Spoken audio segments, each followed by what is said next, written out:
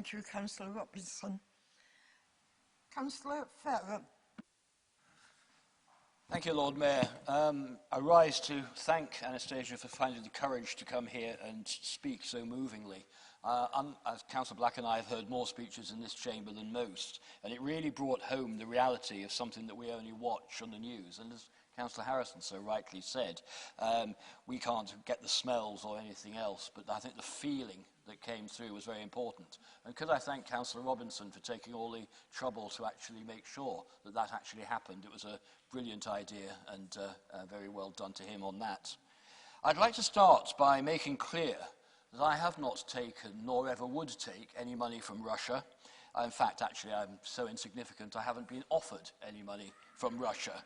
But it is unconscionable to me that anybody would take money from a country noted for kleptomania and various other human rights abuses. I truly do not understand it, and I abhor it, and I deplore it, and I condemn it. Now, there are two great liberal phrases that always string in my mind. One is Campbell Bannerman, who, referring to the Boer War, talked about there was nothing about a war that was waged by methods of barbarism. No war is ever a good one, and it should be avoided at all times, if at all possible. But if you have to fight, then there are rules, there are the Geneva Convention, there are expected discourses between civilized nations. Putin is not following that. The man is waging methods of barbarism, as Anastasia said, and it is right that we should condemn him here as much as he's been condemned in Parliament. And it is important, as Gladstone said, that we remember the resources of civilization are not yet exhausted. This country is an active player in NATO. It is an active part in the convention in the coalition of nations against Putin.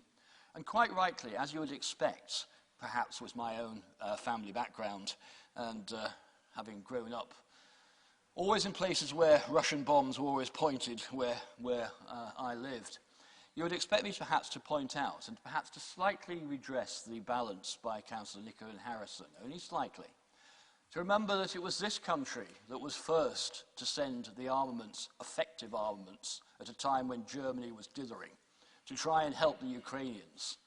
The most important thing is not refuge. The most important thing is trying to enable people to live in the country and the homeland, the motherland, that they belong in.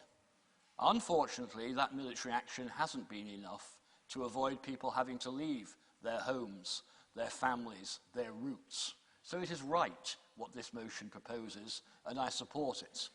But I do not want, in the slight muted criticism of the government, it to be forgotten that we have led on supplying effective armaments and will continue to do so. I hear what was said about NATO. I agree with Councillor Harrison. NATO needs to take a firmer line. It should do.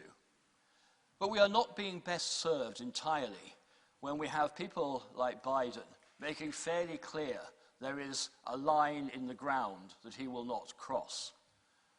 You do not have to be even halfway intelligent, and Putin may be many things, but he's not a complete fool, to realize that there is a line now that he knows we will not take in standing up to defend the rights of a free nation in the continent of Europe. That is a sort of amateurism that I do not expect from the so-called country that so-called leads the free world. Inept diplomacy, inept militarily. It has undermined that which we are trying to do.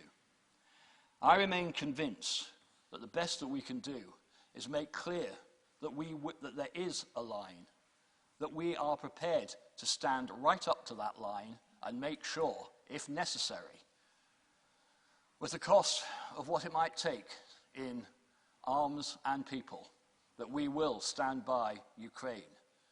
We made a mistake in 1938, if memory serves. We are in danger of repeating that mistake. I am not prepared to be a party to that. I stand by it.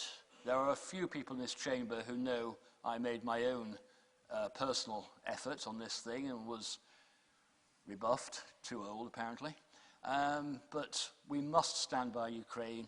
There's a principle here for the freedom of Europe, the freedom of mankind, and the freedom and decency of humanity, which I know we all stand for in Hull. I will be supporting this motion.